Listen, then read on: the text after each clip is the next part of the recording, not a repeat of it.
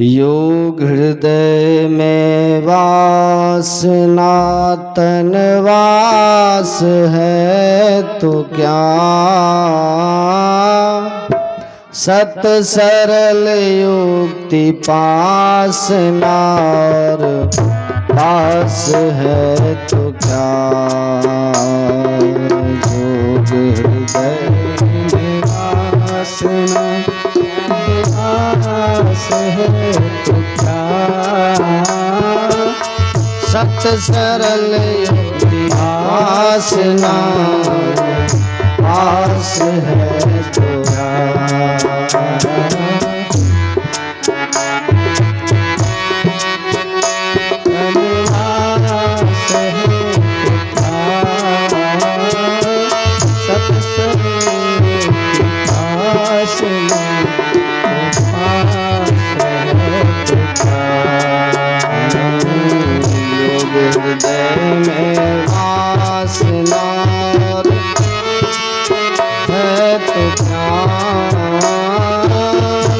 सरल युक्ति पास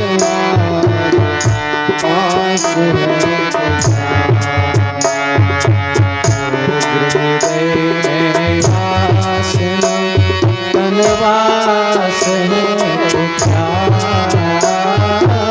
सत सरल युक्ति पास नार पास है तो क्या।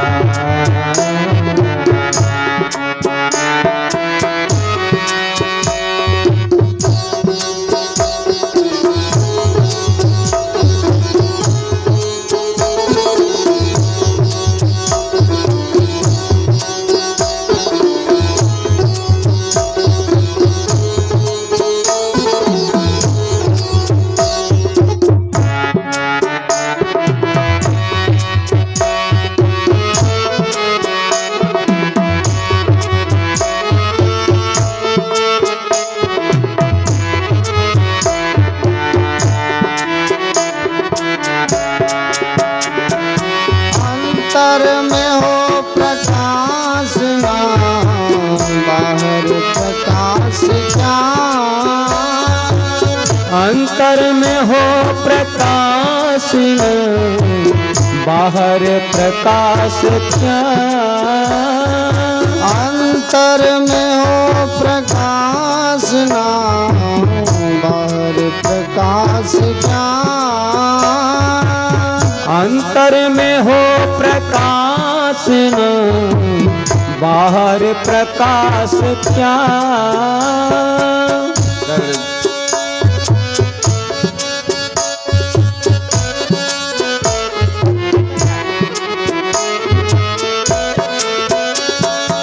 अंतर में हो प्रकाश ना बाहर प्रकाश क्या,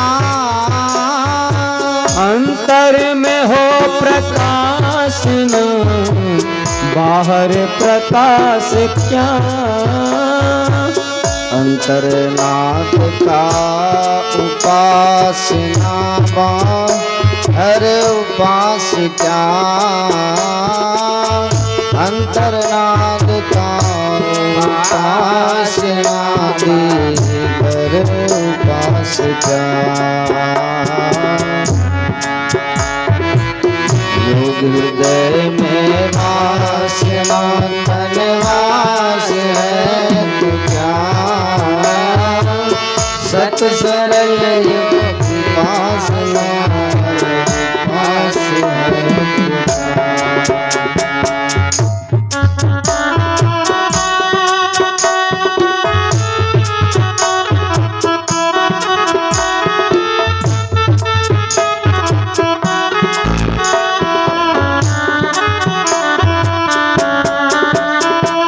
सद्गुरु कृपा की आसना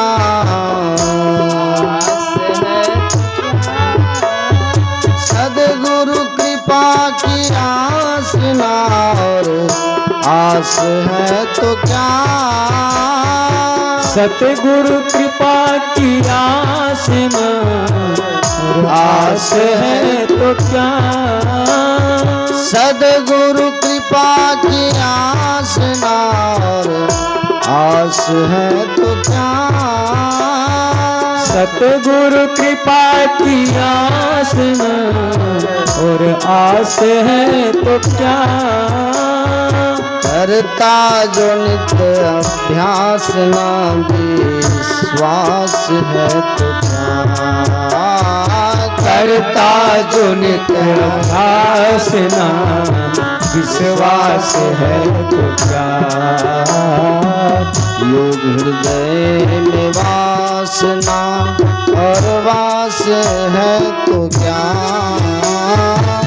सत सरल युक्ति पासना पास है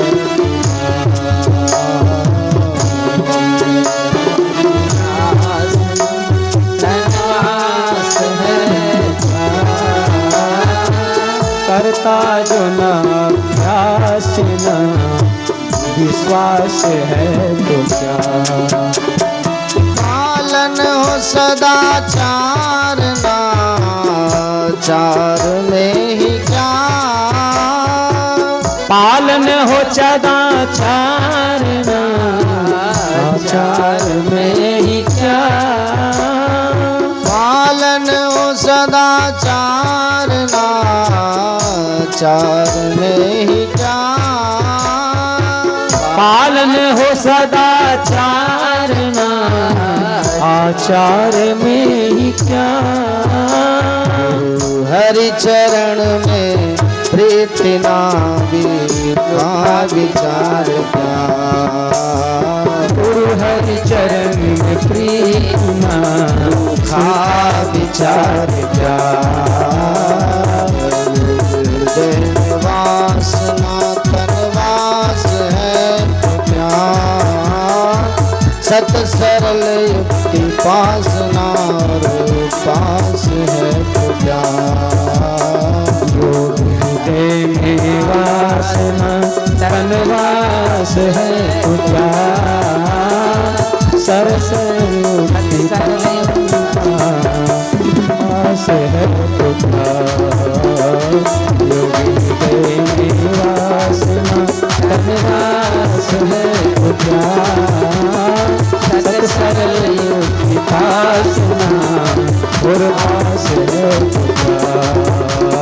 सत सरल युक्ति पासना और पास है तो क्या। श्री सद्गुरु महाराज की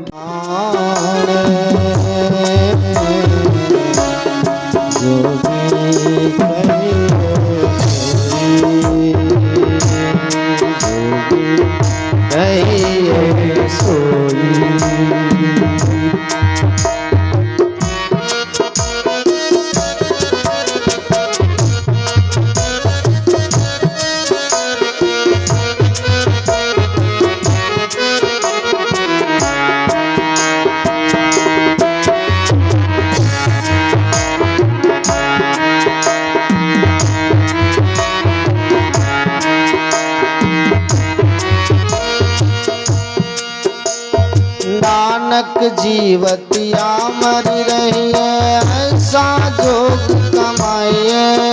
हो ऐसा जोग कमाइए। नानक जीवतिया मर रही है ऐसा जोग कमाइए। ओ ऐसा जोग कमाइए। बाजे बाजो सिंगी बाजे ताऊ निर्भव पद पाइए। ओ निर्भय पद पाइए। बाजे बाजो सिंगी बाजे ताऊ निर्भव पद पाइए। ओ निर्भय पद पाइए। अंजन माई निरंजन रहिए।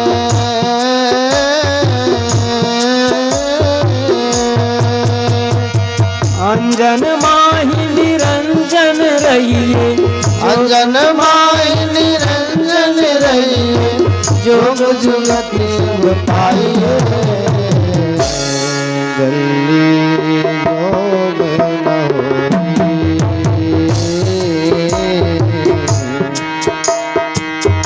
जोग न होई।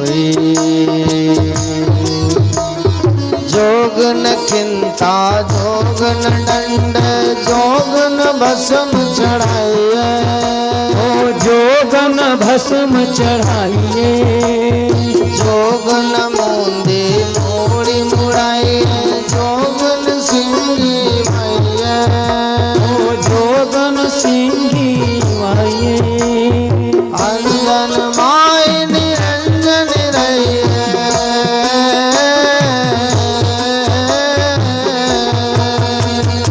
अंजन माही निरंजन रहिए।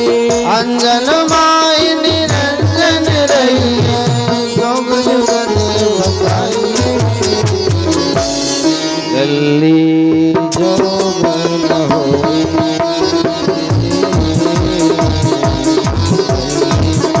जोग न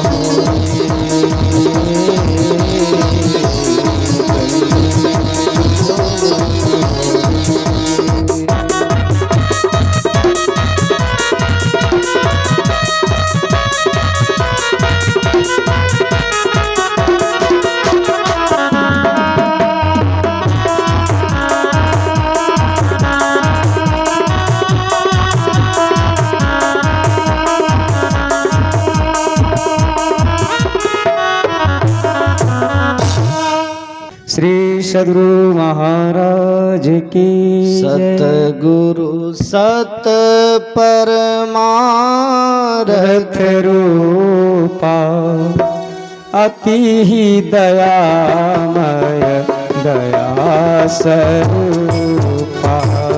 सतगुरु सत परमारथ रूपा अति ही दया रूपा। अधम उदाहरण अमृत खानी, परहित रत जाति सतवानी।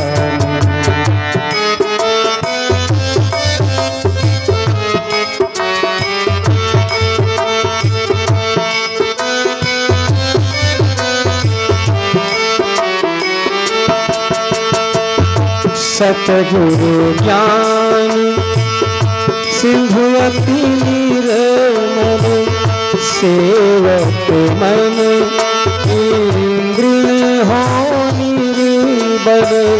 धर्म धुरंधर सतगुरु स्वामी, सत्य धर्म सतसंत कुहानी।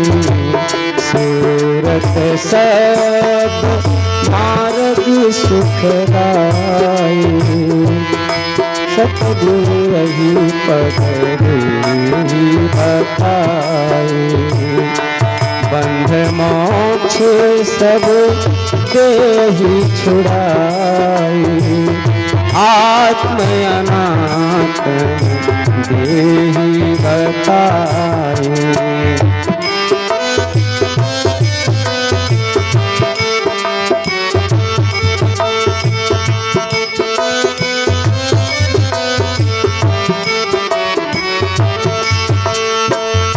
विषय भोग पे ले ही छुड़ाई, भव निधि बूढ़क ले ही बचाई।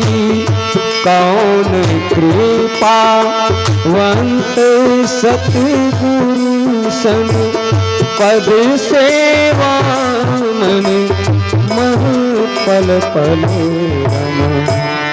पद सेवा महमन पल पल रम। धन्य धन्य सतगुरु सुखद, महिमा कही न जाय। जो कुछ कहूँ तुम्हारी कृपा, मौते कछु न बसाए। श्री सद्गुरु महाराज की जय। भागवत महापुराण की जय। बांके बिहारी लाल की जय।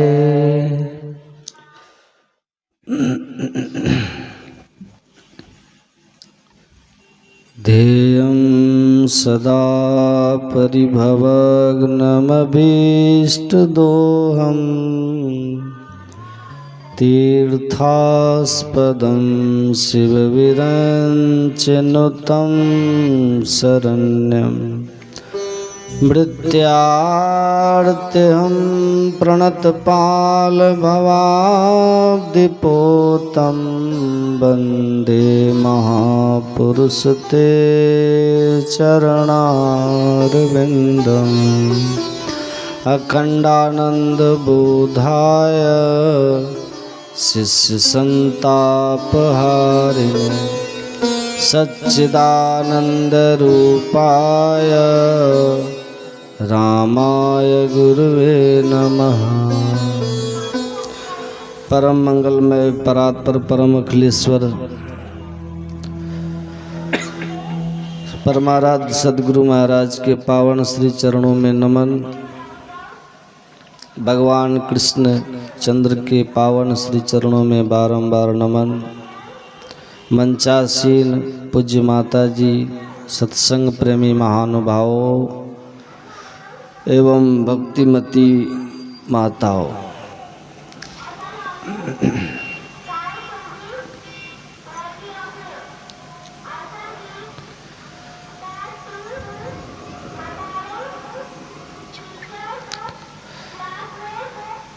राजा परीक्षित वन में शिकार खेलने गए। प्यास लगी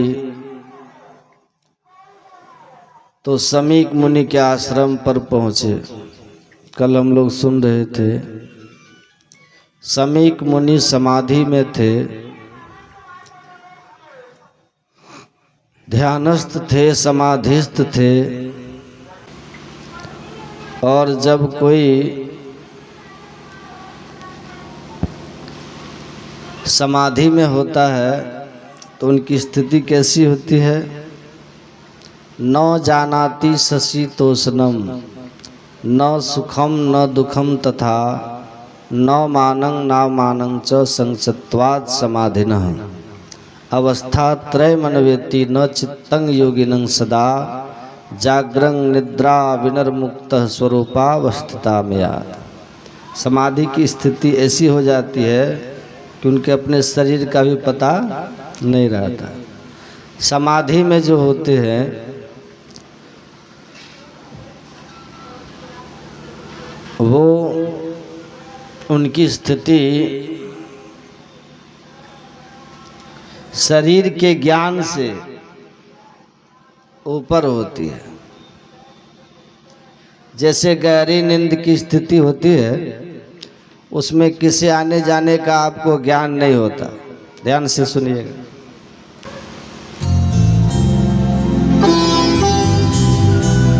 समाधि की स्थिति जो होती है, बाहर संसार का तो ज्ञान नहीं होता, लेकिन उसको अपने अंदर में आत्मा का ज्ञान, परमात्मा का ज्ञान रहता है। सांझ भोर दिन रैन कछु जाने नहीं, लेकिन बाहर जड़वत रहे माहि चेतन सही। बाहर के लिए तो गहरी नींद की स्थिति होती है, पर अंदर में वो अपने आप में जगा हुआ रहता है। आत्मा का रस ले रहा है, परमात्मा का अनुभूति कर रहा है। समाधि में थे समीक मुनि। राजा परीक्षित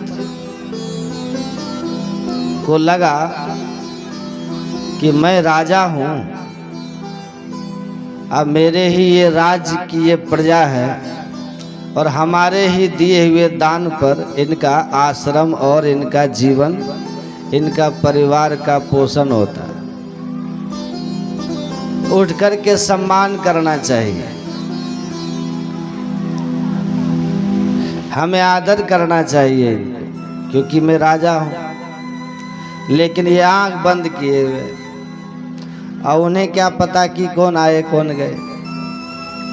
परीक्षित को अपना अपमान लगा और राजा परीक्षित मरा हुआ एक सांप ला करके उनके गले में डाल दिया और डाल करके वहां से चल दिया।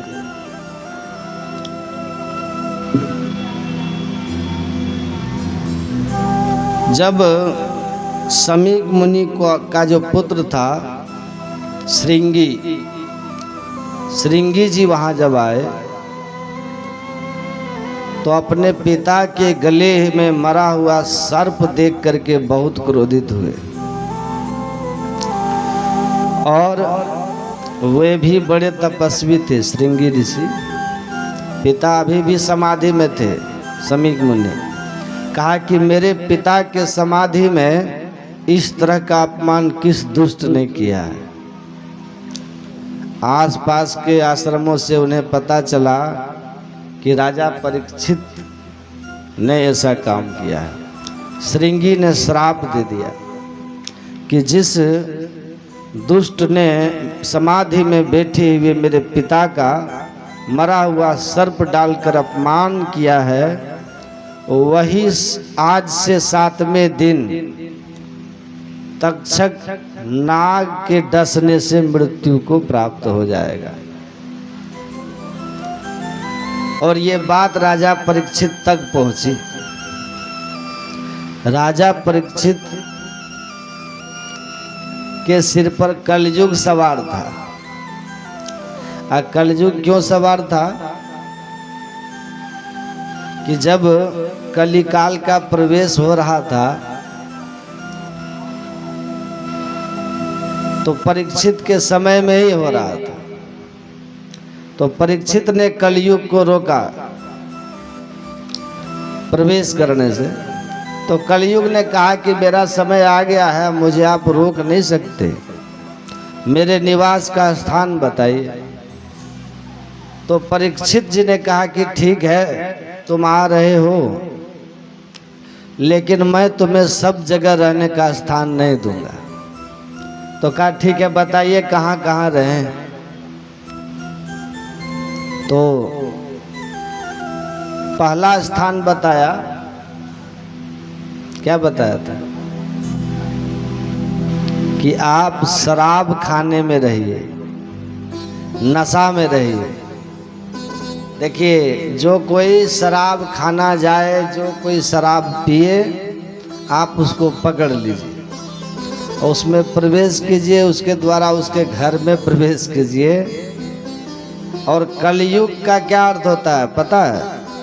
कलयुग मतलब कली युग, कली मतलब कलह,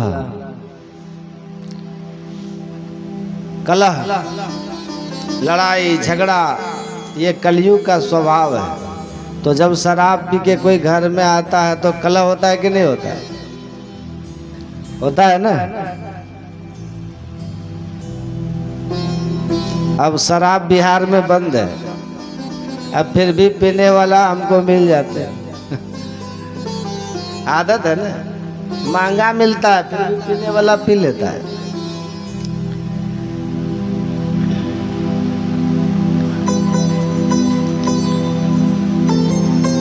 हम पूछते हैं शराब पिए हो क्या जी? कहता है। हम बोले तुमको मिल कहाँ से जाता है? बोला आप लोग को भगवान मिल जाता है तो हमको शराब नहीं मिलेगा। हाँ, जाकर जा पर सत्य से नेहू, सो तो ही मिले न कछु संदेहू। तो कलयुग जो है जहाँ प्रवेश करेगा वहाँ कलह होगा। आप ध्यान से सुनने का कोशिश कीजिए।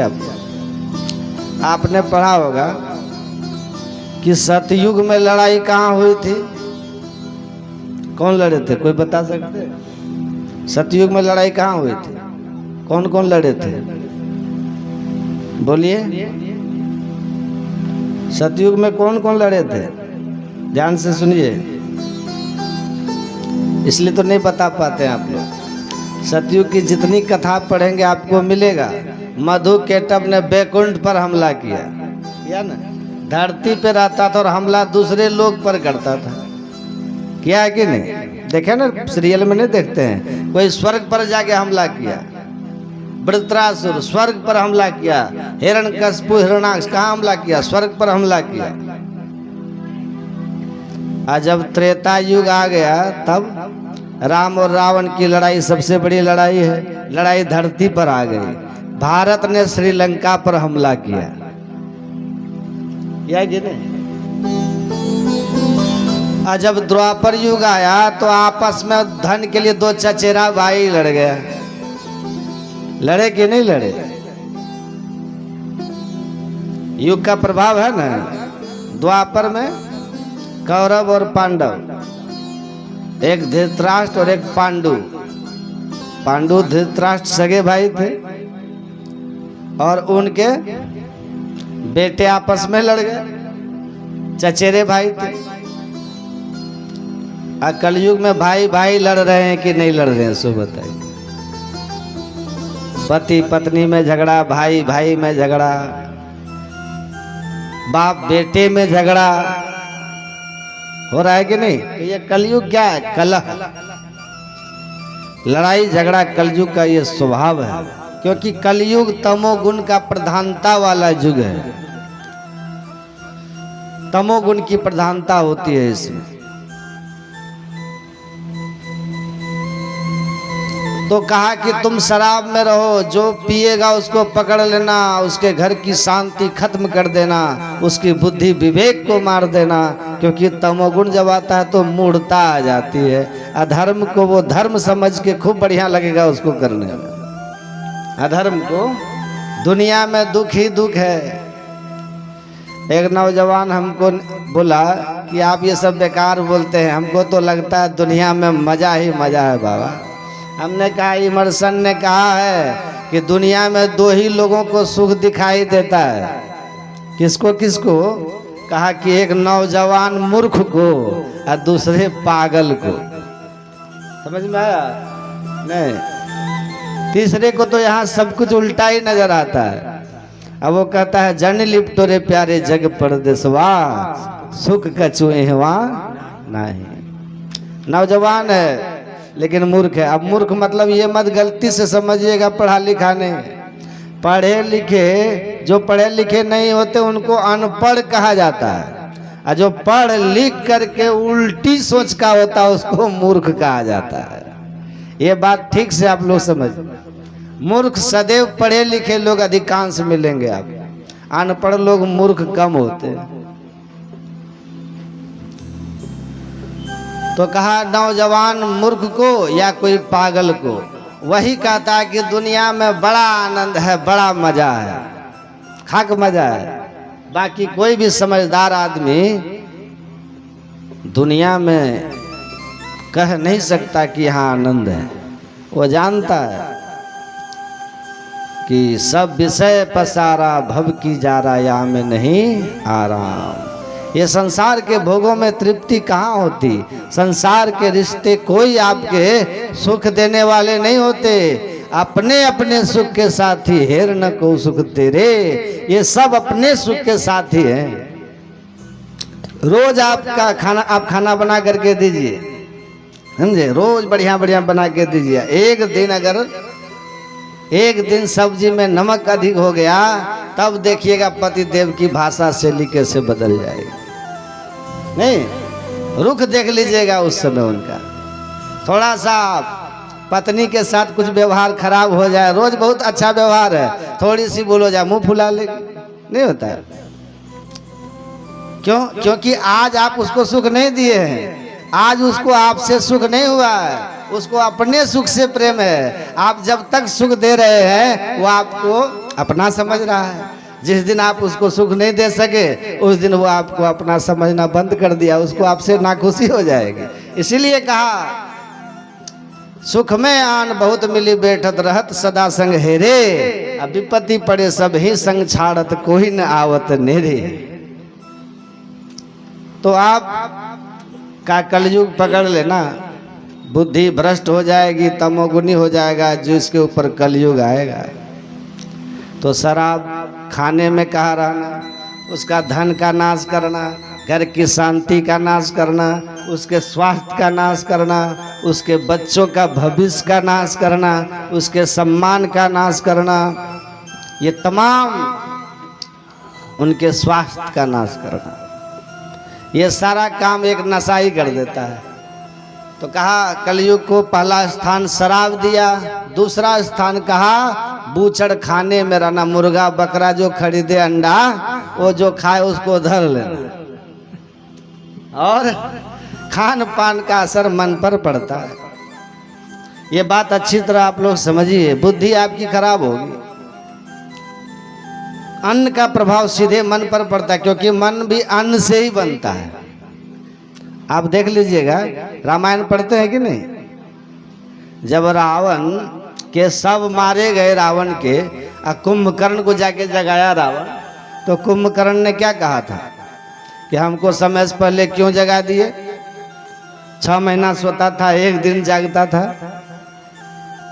तो कहा कि भाई कुंभकर्ण, अयोध्या का वो राजा दशरथ का वनवासी पुत्र राम, उसकी पत्नी को हम हरण करके ले आए हैं, तो वो अपनी वानरी सेना के साथ लंका पर चढ़ाई कर दिया है, सबको मार दिया भाई, अब तू ही आशा है हमारी। तो देखिए कुंभकर्ण क्या कहता है रावण को। हम लोग जो बोलते हैं ना कि 6 महीना मांस मछली नशा छोड़िए तब दीक्षा लीजिए, कहते हैं ना, जमीन तैयार होगा तब ना बीज डालिएगा कि उसरे भूमि में फेंक दीजिएगा। खेत को पहले हल ठीक किया जाता है कि बीज हो, इसमें फसल हो, तब बुआई होती है ना, बीज मंत्र दिया जाता है। तो क्या कहता है कुंभकर्ण, भल न किन्न तुम निश्चर नाहा, अब मोहि आओ जगायो कहा। अरे तुम सीता का अपहरण कर लिया और राम वनवासी कहते हो, राजकुमार राम, दशरथ का बेटा राजकुमार राम चढ़ाई कर दिया। अरे वो राजकुमार राम है और सीता सीता है, रानी है सीता, तुम नहीं जानते हो रावण। देखिए दुर्योधन कह रहा है, तात राम प्राकृत नर नाही, पूर्ण ब्रह्म लखऊ मन माही, भूके भार हरण अवतारा, कहु नारद सुनहु बहु बारा। काहे भाई रावण, राम साधारण मनुष्य नहीं है। कौन कह रहा है?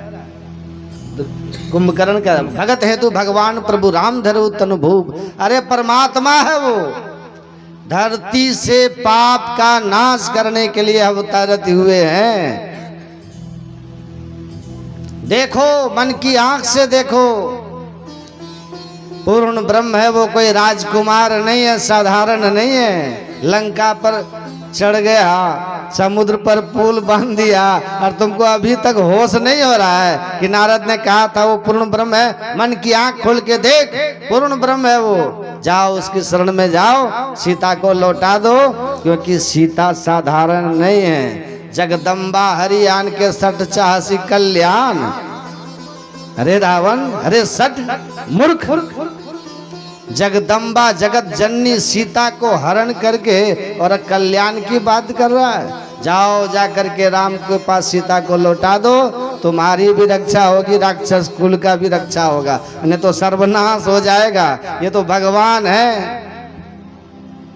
कहा भाई जो तुम कहते हो ना सब ठीक है। रावण भी वेद पढ़ा था, समझे, जानता था कि जैसा खाए अन्न वैसा होवे मन। अन्न का मन पे प्रभाव जो है ना बहुत देर रहता नहीं। तो ये जो खा के सोया था ना कुंभकर्ण, तो 4-5 महीना तो गुजर गया था। इसका खून हो गया था शुद्ध, मन हो गया था पवित्र। मन मलिन मन जो था वो अन्न के प्रभाव से, शराब नशा के प्रभाव से मुक्त हो गया था। इसलिए अब इसकी सोच शुद्ध हो गई थी, समझ अच्छी हो गई थी, बुद्धि विचारवान हो गई थी। इसलिए इसको अब धर्म दिखाई दे रहा था कुंभकर्ण को। कहा, रावण ने कहा ऐसे ही नहीं होगा, अभी बिगाड़ते हैं इसका मन हम। कहते हैं इसकी बुद्धि बिगाड़ते हैं। कहा कि तुम्हारी हम हर बात मानेंगे भाई, पहले भूखे हो कुछ खा लो। व्यवस्था कर दिए हैं। तो कहा कि ठीक है चलो। और ले गया रावण कुंभकर्ण को। और खाना उसका तो जान ही रहे थे। भैंसा खाया, दारू पिया, महिष खाए करी मदिरा पाना। अब भैंसा खाया, दारू पिया, अब भूल ही गया कि तात राम प्राकृत नर नहीं, जगदम्बा हरियाण के। एकदम कहा महिष खाए करी मदिरा पाना, गर्जा वर्जा घात समाना।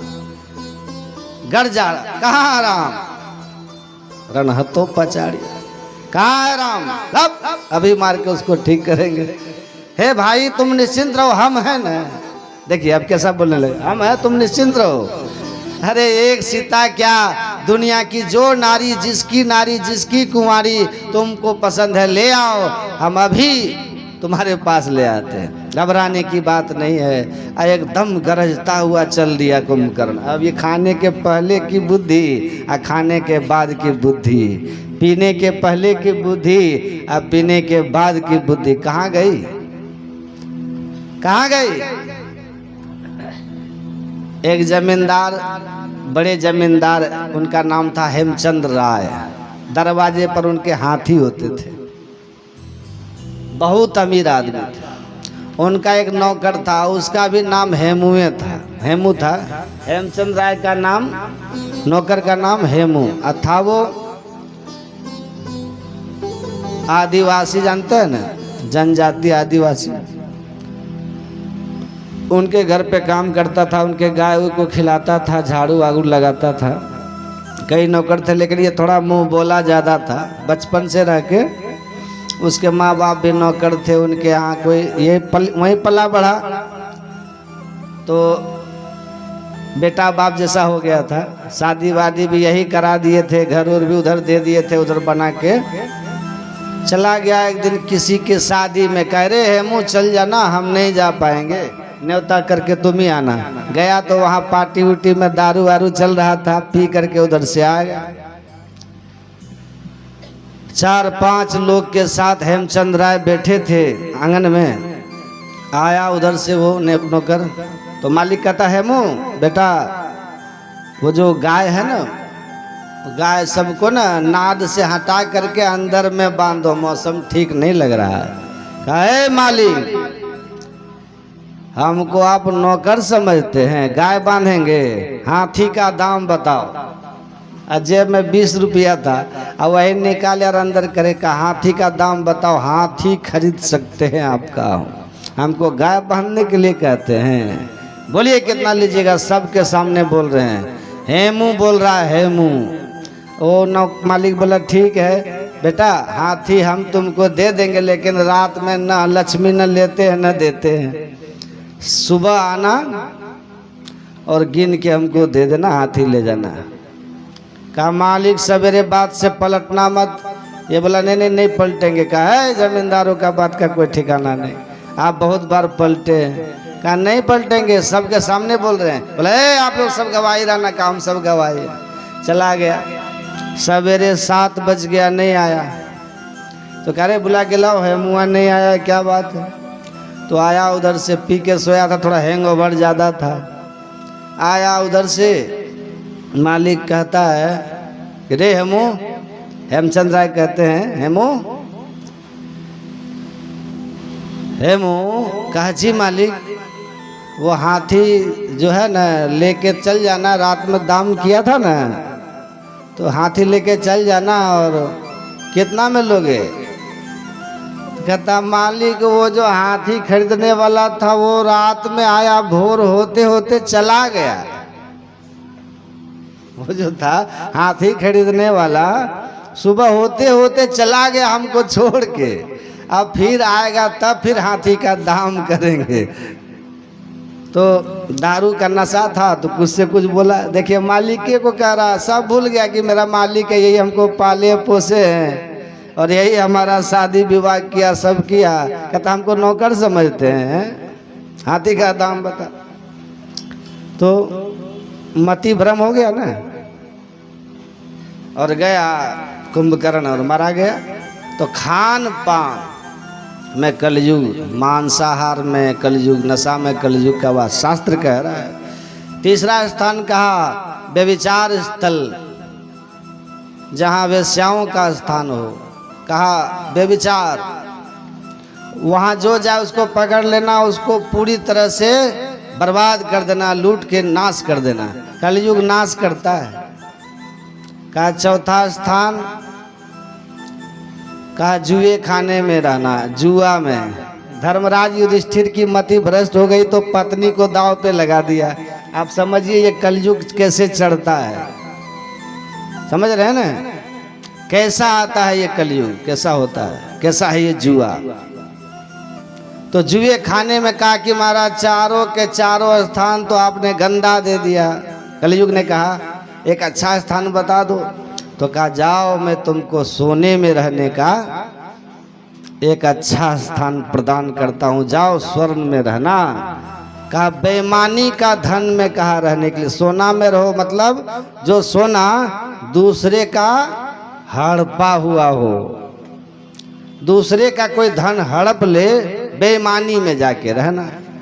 तो जरासंध को मारने के बाद जो उसका मुकुट था ना, ये लेकर के भीम और अर्जुन चले आए थे और उसको अपने बक्सा में, बड़ा ट्रम्प था उसमें छिपा के सबसे नीचे रखा था। युधिष्ठिर जी रखना नहीं चाहते थे, लेकिन बड़ा खूब सुंदर मुकुट था। अर्जुन भीम की बातों में सबसे नीचे दबा के रख दिया कि बेईमानी वाला है, लूटा हुआ है ना। एक दिन वही बक्सा देख रहा था परीक्षित। हमारे पूर्वजों के बड़े नाम,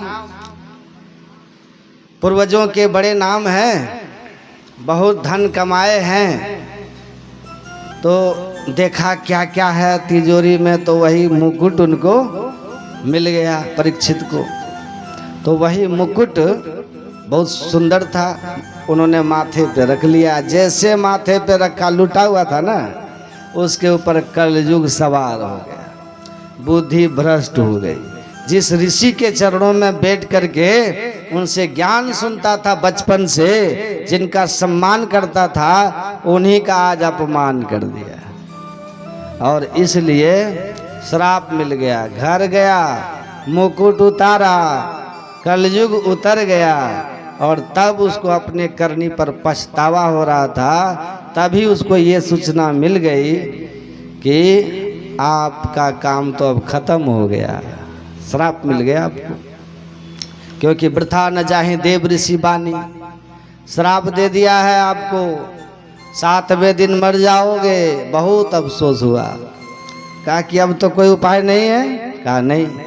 कहा जीवन अनमोल मिला था, बड़े भाग मानुष तन पावा, सुर दुर्लभ सब ग्रंथ ही गावा। भगवान राम कहते हैं ना, बड़े भाग से मनुष्य शरीर मिला है और ऐसे नहीं मिला है। साधन धाम मोक्ष कर द्वारा,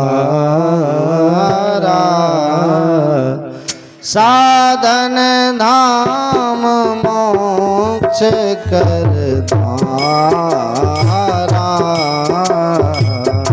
साधन धाम मोक्ष कर द्वारा, पाई न जेहि परलोक सवारा, पाई न जेहि परलोक सवारा, एहि तन कर फल विषय न भाई, यही कर फल विषय न भाई, आए तन कर फल विषय न भाई, यही कर फल विषय न भाई, स्वर्ग स्वर्ग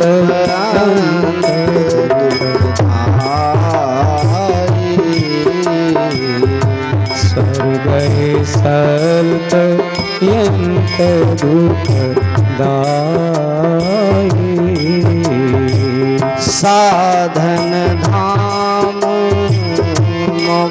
कर द्वारा, साधन धाम मोक्ष कर द्वारा, पाई न जेहि पर लोक समारा, पाए न जेहि पर लोक सवारा।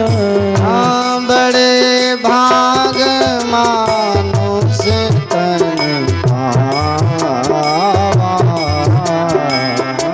बड़े भाग मानुष तन पावा। सुर दुर्लभ सब ग्रंथ गावा,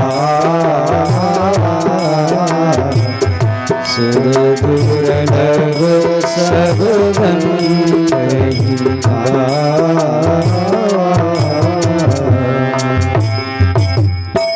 सुर दुर्लभ सब ग्रंथ है।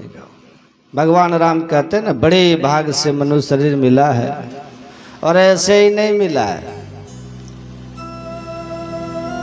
आकर 4,84,000 जोनि ब्रह्मत यह जीव अविनाशी, फिरत सदा माया कर प्रेरा, काल कर्म स्वभाव गुण घेरा। कबहू करी करुणा नर देहि, देत इस बिनु हेतु सने। का ये मनुष्य का शरीर ऐसे ही नहीं मिला है। 84 लाख प्रकार की जोनियों में हम आप भटके और तब जाके मिला है।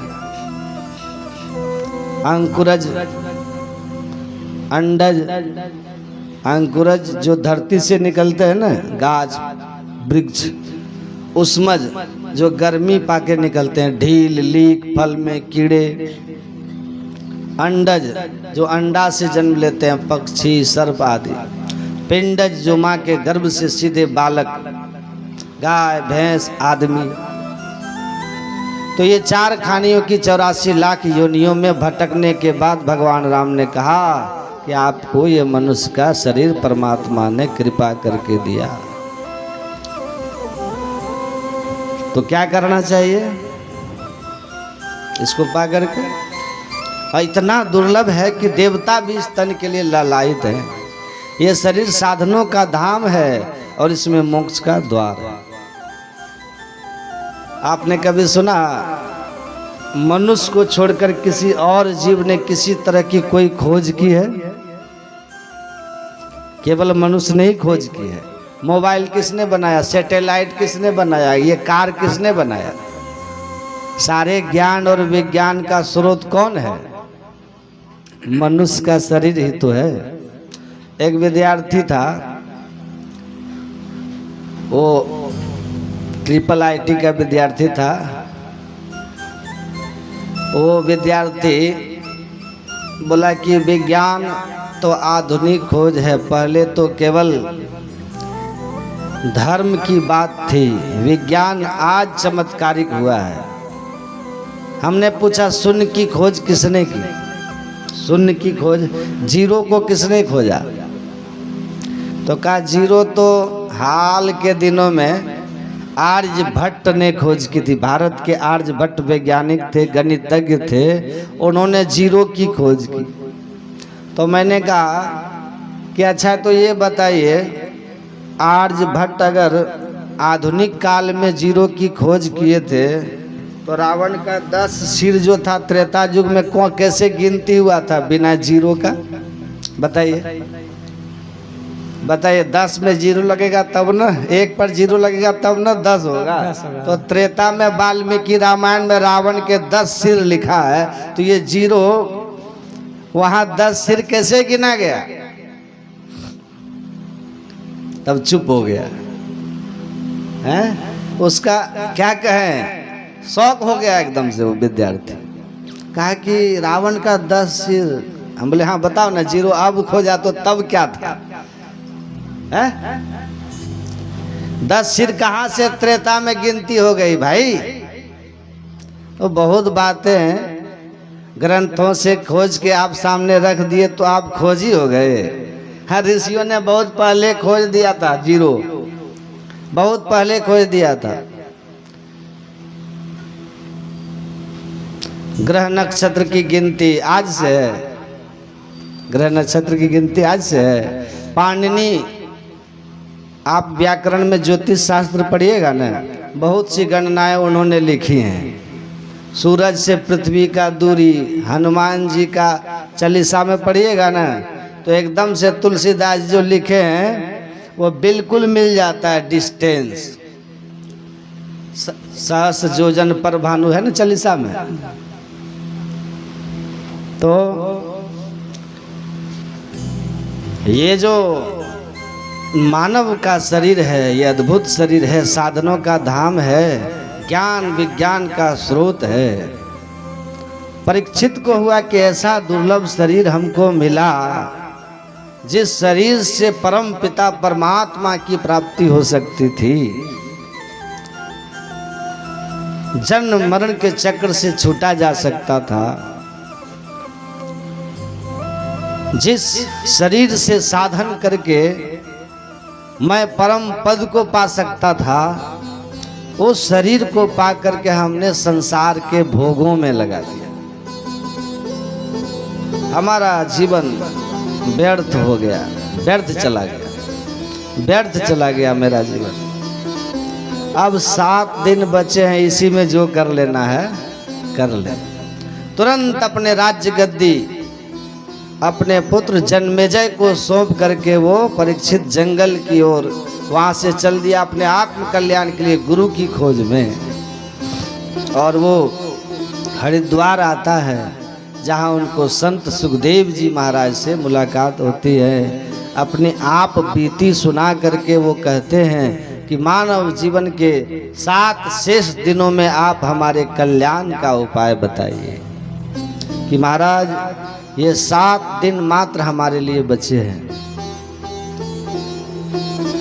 कुछ ऐसा हो जाए जिससे ये मानव जीवन हमारा सार्थक हो जाए। अब तक तो भोगों में बीत गया, अब भगवान कहते हैं यही तन कर फल विषय न भाई, स्वर्ग स्वल्प अंत दुखदाई, अनर तन पाए विषय मन देही पलट सुधाते सठ बिचले। का मनुष्य शरीर पा करके जो विषय भोग में लगा हुआ है, हे राजन, वो भगवान राम कहते हैं सठ है, मूर्ख है, अज्ञानी है। तो मैं राजा तो बन गया पर अज्ञानी बना रहा, राज्य के भोगों में मैं लगा रहा, विषय भोगों में मैं लगा रहा, और ये जीवन हमारा व्यर्थ चला गया। साधन धाम मोक्ष कर द्वारा, लेकिन हमने मोक्ष का, मुक्ति का, जन्म मरण से छूटने का, ईश्वर भक्ति का कोई साधन ही नहीं किया, तो जीवन तो व्यर्थ हो गया हमारा। अब कहाँ जाएंगे, कोई ठिकाना नहीं। ईसा मसीह ने कहा कि उस आदमी की क्या महिमा जो दुनिया का सब धन संपत्ति वैभव जमा कर लिया, लेकिन मरने के बाद अपनी आत्मा को अधोगति में जाने से, नरक में जाने से जो बचा नहीं सका। अगर आप अपनी आत्मा को नीच गति में जाने से बचा नहीं सके, तो ये जीवन से उपलब्धियों का क्या अर्थ है? कोई अर्थ है? मैंने पढ़ा गुरु अर्जुन देव जी की एक कथा। एक जगह गांव में सत्संग में गए थे गुरु अर्जुन देव। उसी गांव में एक सेठ जी का पुण्यतिथि था, 25वीं पुण्यतिथि। बड़े सेठ थे, बेटा बहुत धूमधाम से 25वीं पुण्यतिथि मना रहा था अपने पिता का। गुरु अर्जुन देव जी महाराज को कहा कि महाराज इस गांव में पधारे हैं तो आप हमारे घर के भी भोज में पधारे, अपने चरण रखें। तो गुरु अर्जुन देव चले गए तो देखते हैं कि भंडारा में जहाँ भोज भंडारा होगा वहाँ तो कुत्ते बच्चे देखते हैं ना, वो तो हंगामा में रहते ही है। और कुत्ता सब दौड़ दौड़ के आए, एक कुत्ता दौड़ दौड़ के आता था, दौड़ दौड़ के कुत्ता आता था। महात्मा वहीं बैठे हुए हैं। सेठ का बेटा ने कहा इसको दो तो 2 डंडा, ये मानता नहीं है, कुत्ता बार बार दौड़ के आता है। 2-3 डंडा दिया लोग कुत्ते को। 2-3 डंडा जब दिया, भागा चैं चैं करके कुत्ता। गुरु अर्जुन देव जी को बर्दाश्त नहीं हुआ, ठठा के हंसने लग गए। कहा क्या महाराज क्यों हंस रहे हैं? कहा नहीं ऐसे ही हंस दिए। कहा नहीं आपकी हंसी रहस्यमयी है, कोई बात है क्या? कहा कि कुत्ते को देख करके हंसा। कहा क्या देख के हंसे? कहा बताएंगे तो बहुत बुरा लगेगा, बताएं कि दिखाएं। बताने से समझ में नहीं आया तो दिखा दूं। कहा क्या महाराज? कहा ये जिसका भंडारा कर रहे हो ना, जिसके नाम से जिस सेठ जी के 25वीं पुण्य तिथि पर इतना बड़ा भोज भंडारा चल रहा है, आज सब लोग मिठाई पूड़ी कचौड़ी जिलेबी ये दबा रहे हो, वही सेठ कोई अच्छा कर्म नहीं करने के कारण कुत्ते की जोनी में रोटी के लिए बिलबिला रहा है, और उन्हीं का कमाया हुआ धन और लात वही लाठी खा रहा है। कहा ये हाल है। वही ईसा मसीह करें क्या लाभ? जो अपनी आत्मा को दुर्गति में जाने से बचा नहीं सका, तो उसकी महिमा क्या है? परीक्षित भी कहते हैं क्या महिमा मेरे राजा होने के, नरक का द्वार तो मेरा खुला हुआ। हमने तो आज तक सदगति का साधन ही नहीं किया। मनुष्य शरीर जो मिला था, पाई न जही परलोक संवारा। परलोक संवारने के लिए इस जीवन के बाद के जीवन के बारे में कुछ भी नहीं सोचा हमने। जो सोचा सब व्यर्थ सोचा। तो अब तो पछताना होगा ना। तो 7 दिन बचे हैं महाराज, कोई उपाय कर दो जिससे कुछ परलोक समझ जाए और कम से कम 84 लाख जोनी में जाने से बच जाए। तो इतनी तो कृपा आप कर दीजिए महाराज। तब सुखदेव जी महाराज ने कहा राजन 7 दिन कम नहीं होते, केवल सही जगह पर आने की बात है। सच्चे सदगुरु मिल जाए, गुरु दयाल दया करी दिए भेद बताई, महाभागी जीव के दिए भाग जगाई। क्या घबराओ मत राजन। गुरु महाराज ने भी कहा है ना, ये दीक्षा लेकर के जो ध्यान करते हैं ना दीक्षा के समय, उसका संस्कार भी कभी मरता नहीं। वह संस्कार भी मरता नहीं और वो संस्कार भी दुर्गति में जाने से बचाता है। थोड़ी देर का ध्यान आप पढ़िए, महर्षि में ही दिनचर्या उपदेश में लिखा है। ये है महिमा इस भक्ति बीज की। ऐसे ही दीक्षा इसलिए नहीं दिया जाता है। पहले खेत तैयार करो, 6 महीना तक खान पान शुद्ध करो, उसका शरीर पवित्र हो जाएगा। उसको बीज मंत्र दोगे, वो बीज मंत्र मरेगा नहीं।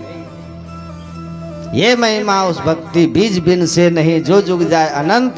ऊंच नीच घर जन्म ले तो वो संत का संत। वो रविदास जी के कुल में जन्म लेगा तो संत रविदास होगा।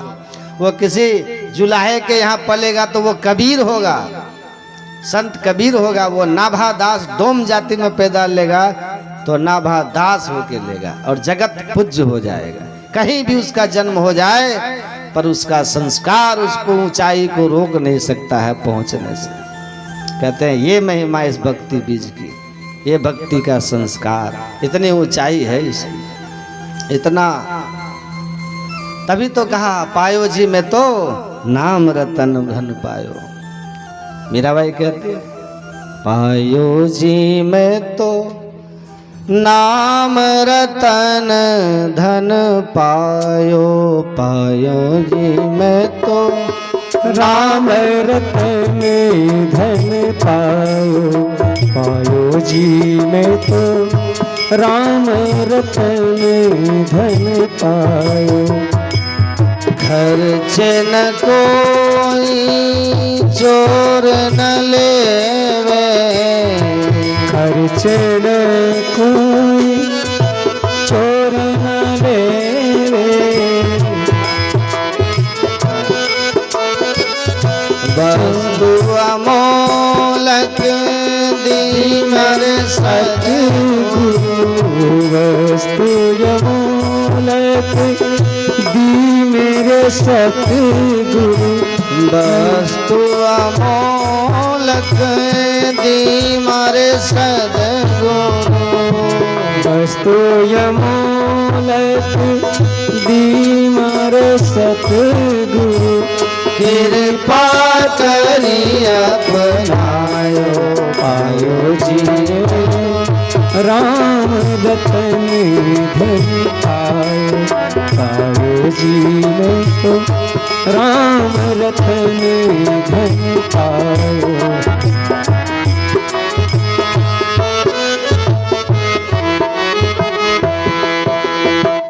जन्म जन्म की पूंजी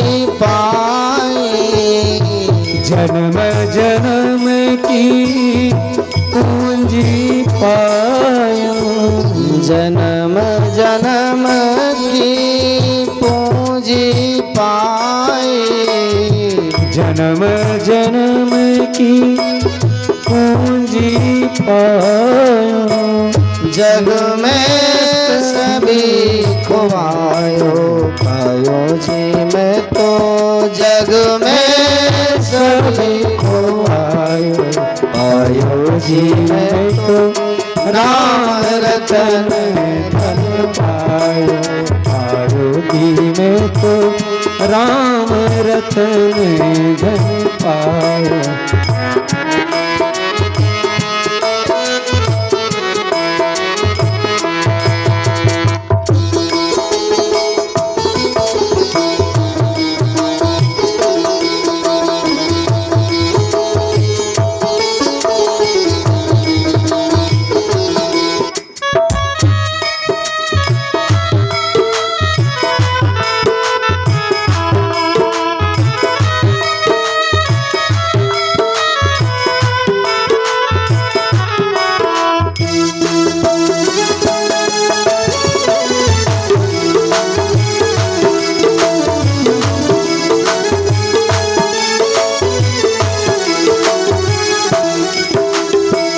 खर्च न कोई चोर न लेवे, खर्च न कोई चोर न लेवे, खर्च न कोई चोर न लेवे, खर्च न कोई चोर न लेवे, दिन दिन बढ़त सवायो पायो जी मैं तो दिन दिन बढ़त सवायो आयो जी मैं तो राम रतन धन पायो, आयो जी मैं तो राम रतन धन पायो, आयो जी मैं तो राम रतन धन पायो।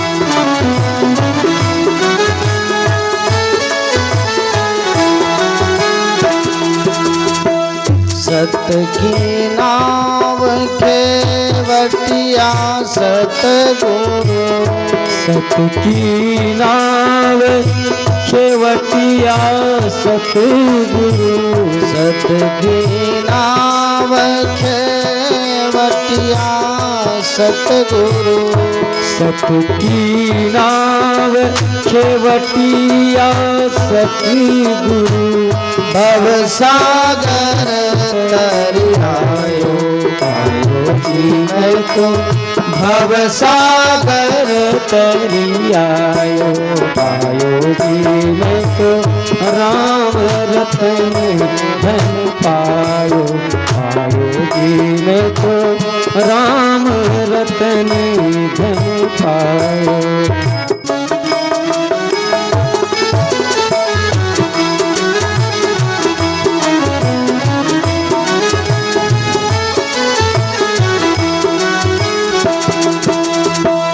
मीरा के प्रभु गिरधर नागर, मीरा के प्रभु गिरिधर नागर, मीरा के प्रभु गिरधर नागर, मीरा के प्रभु गिरिधर नागर, हरखी हरखी जैसे गायो पायो जी मैं तो हरखी हरखी जैसे गायो पायो जी मैं तो नाम रतन धन पायो जी मैं तो राम रतन धन पायो गोविंद मेरो है गोपाल गोविंद मेरो है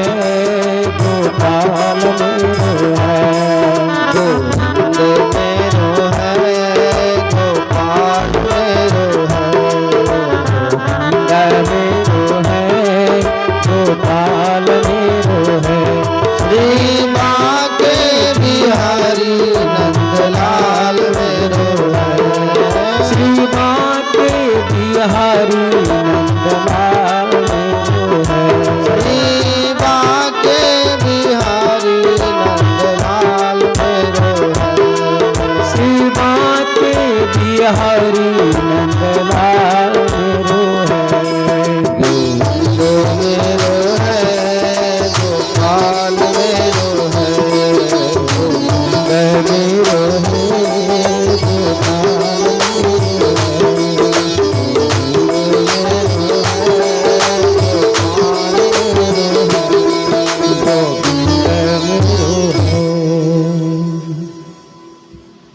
तो पायो जी में तो नाम रतन धन पायो वस्तु अमोलक दे मेरे सतगुरु कृपा कर अपना।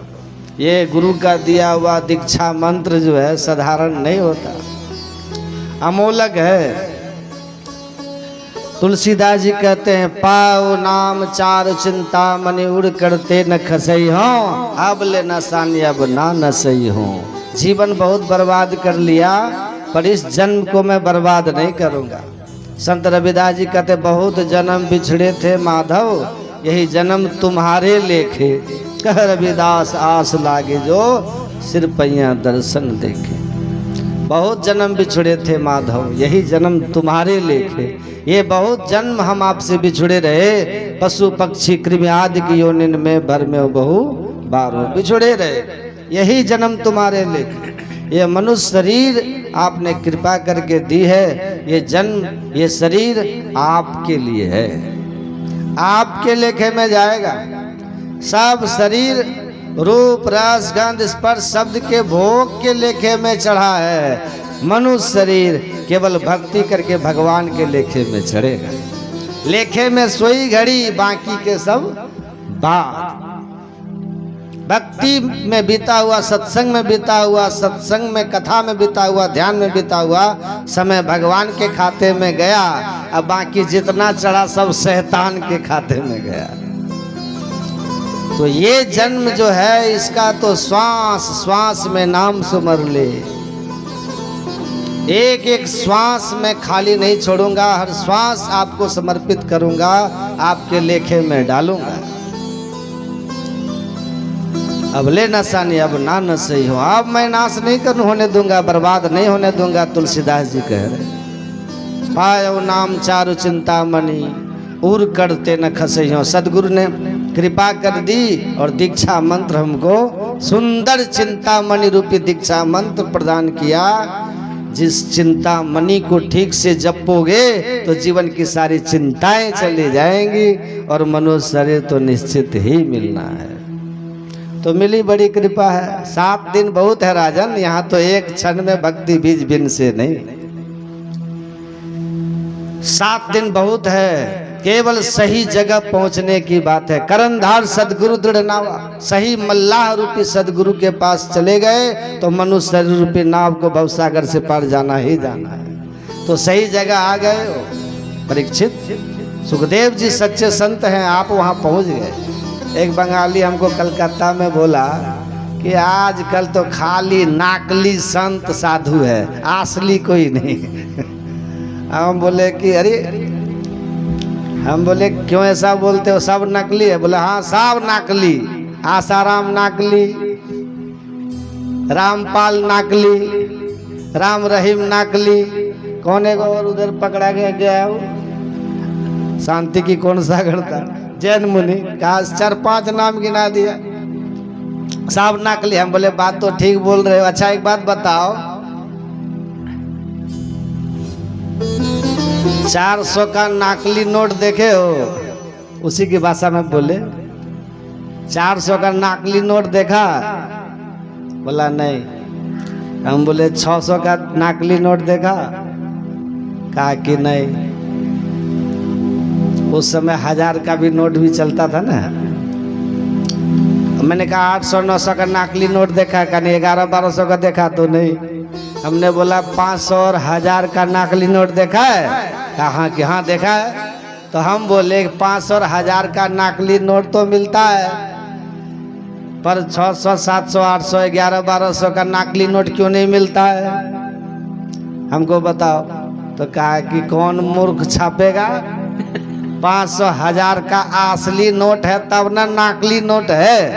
हम बोले वाह भाई वाह। 500 और 1000 का जब असली है तब न नकली है, तो उसी तरह जब तक साधु असली नहीं है तब तक नकली कहाँ से आया है? असली और नकली सब दिन चलेगा। ये था तब भी था। रावण साधु बन के सीता का हरण किया था, अकाल ने भी साधु बन के हनुमान जी को नहीं ठग रहा था, तो उस जमाने में भी था। तो आज थोड़ा बढ़ गया तो कलयुग में तो क्या दिक्कत है? आज थोड़ा बढ़ गया है लेकिन है असली। असली नहीं है तो नकली नहीं होगा, गारंटी। जिस दिन पता चल जाएगा कि साहब नोट नकली है, कोई नहीं 1500 का नोट लेगा है सब नकली माइनस। जिस दिन लोग जान जाएगा सब साधु नकली है, कौन एक आदमी नहीं सत्संग में आइएगा। अभी तो इतने सारे आए हैं। असली है भाई तब ना। तो सुखदेव जी कहते हैं बस असली जगह पर पहुंच जाना है राजन। क्षणमः सज्जन संगति रेखा भवति भवार्णव तरनव नौका। अरे सज्जन पुरुष का क्षण मात्र भी ठीक ठीक संग हो गया तो संसार सागर से पार करने के लिए नाव बन के खड़ा हो जाएगा। ये है सत्संग की महिमा, सत्पुरुष की महिमा। और तुम तो 7 दिन के लिए हमारे पास आ गए हो राजन, और अब तुमको तो गारंटी हो गया है कि यहाँ तो पांव पल की खबर नहीं है। किसी को पता है अगले पल का कि रहेंगे कि नहीं रहेंगे? लेकिन श्रृंगी ऋषि ने श्राप दे करके ये तो तुम्हारे लिए तय कर दिया कि तुम 7 दिन से पहले मर ही नहीं सकता। 7 दिन के लिए तुम अब काल जयी हो राजन। 7 दिन के लिए काल जयी। उसके पहले काल सट नहीं सकता, क्योंकि देवर्षि ऋषि ने श्राप दिया है कि 7वें दिन मरोगे। तो उसके पहले किसकी मजाल है जो आ जाए? तो 7 दिन के लिए तुम निश्चिंत हो और सही जगह पर आ गए हो। बस अब केवल हम जो कह रहे हैं उसको सुनो, हम जैसा कहेंगे वैसा करो। बस तुमको 7 दिन हमको सुनना है और हमारा बताया हुआ करना है। जब सुनाए तो सुना, जब करने का समय आए तो करना। और वो करना सुनना शुरू हुआ। 6 दिन बीत गए, 7 दिन बीत गए। 6 दिन जब बीत गए तब 5वें दिन उसका मन इधर उधर जाने लग गया, डोलने लगा। क्योंकि 4 दिन बचा, अब 3 दिन बचा होता है ना, 3 दिन 2 दिन, अब 1 दिन बचा भाई, मरना है। 1 दिन बीत गया, 2 दिन बीत गया, 3 दिन बीत गया, मौत करीब आ रही है ना। परीक्षित को घबराहट हो रही थी। सुखदेव जी ने देखा, मनोभाव को सुखदेव जी ने पकड़ लिया। तब उन्होंने कहा, सुखदेव जी कहते हैं लेकिन हम अभी नहीं बताएंगे, अभी 7 दिन सुनाना है, 7 दिन में बताएंगे। बोलिए श्री सद्गुरु महाराज की जय। ठीक 3 बजे आइएगा। भगवान कृष्ण का जन्म होगा, ध्रुव जी का जन्म होगा, प्रहलाद का जन्म होगा। प्रहलाद का चरित्र सुनिएगा, बहुत प्रसंग आज है। तो आज 2 बजे से ही भजन कीर्तन प्रारंभ कीजिएगा। 3 बजे से हम मंच पर आ जाएंगे और लगभग 8 बजे तक आज कथा चलेगी। 7, 7:30 बजे तक बोलिए श्री सद्गुरु महाराज की जय। श्रीमद् भागवत महापुराण की जय। हरे राम राम राम सीता राम राम राम हरे राम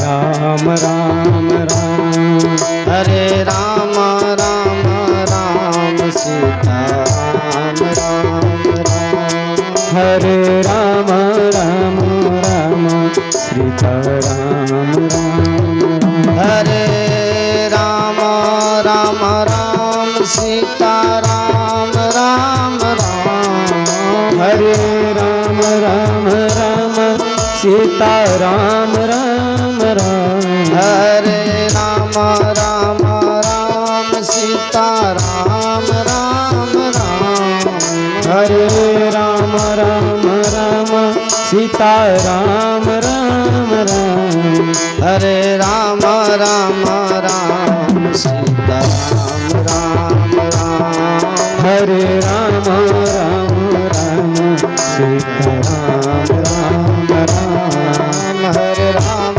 राम सीता राम राम राम हरे राम राम राम सीता राम राम हरे राम राम राम सीता राम राम राम हरे राम राम राम सीता राम राम राम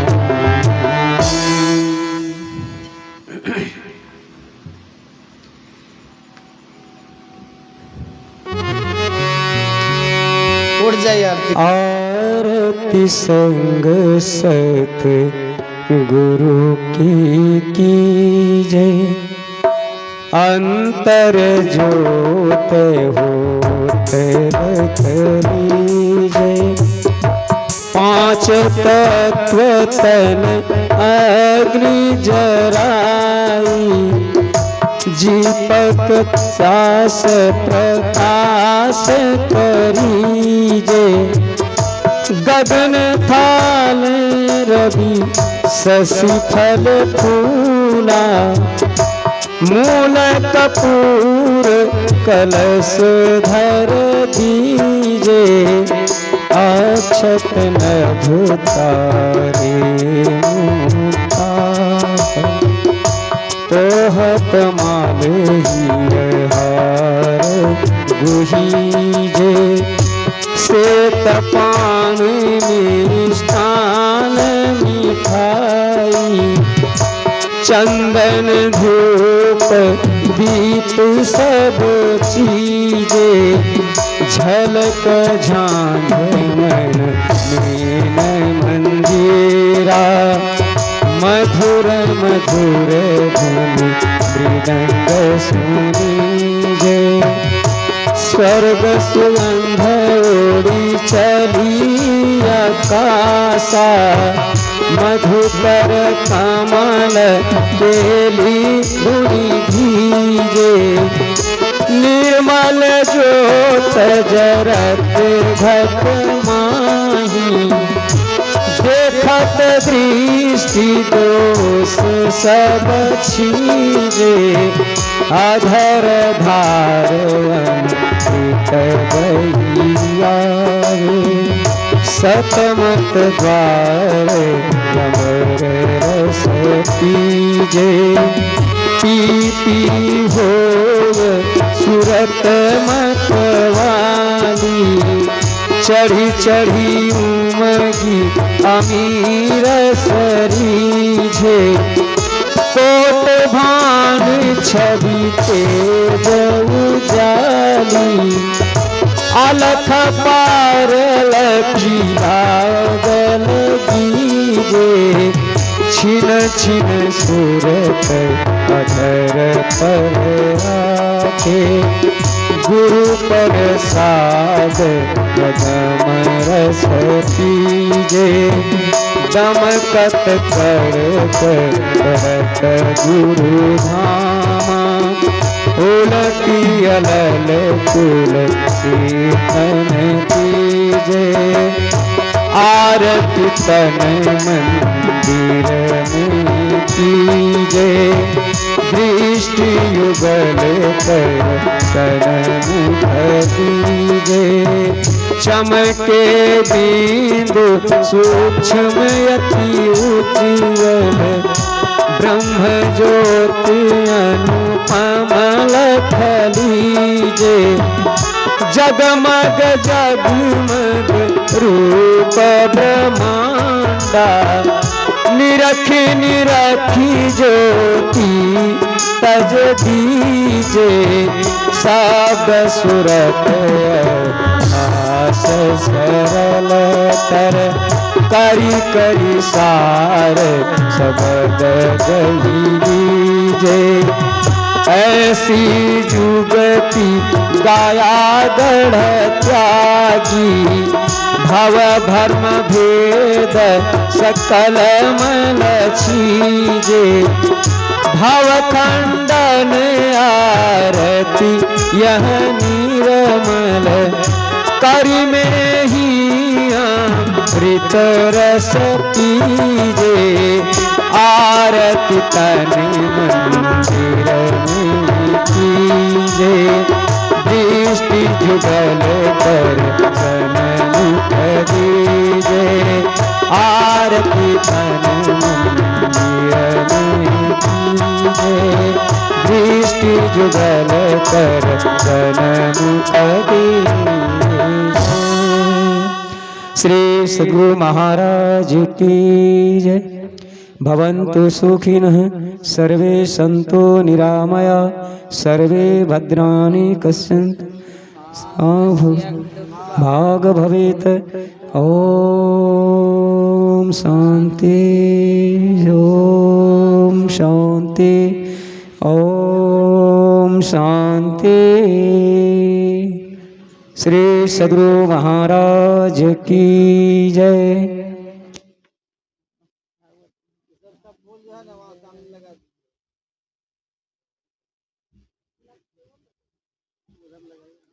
सब फुलाव आज नोचल पड़ता है।